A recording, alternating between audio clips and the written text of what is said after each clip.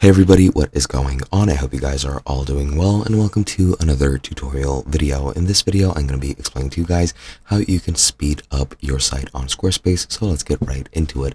Now, the first thing I would recommend that you do is delete any unnecessary animations and use as lower quality and lower resolution images or media as possible to avoid any buffering problems. Now, some of your customers might be experiencing lag or long loading times, long buffering. This might be because either a bad connection or a bad graphics card, bad processor. It really doesn't matter. If you use animations as well as, videos, high-res photos, they are gonna do a couple of different things. Firstly, they are going to take up more VRAM or visual RAM memory space, and that's going to cause your client's side to load slower.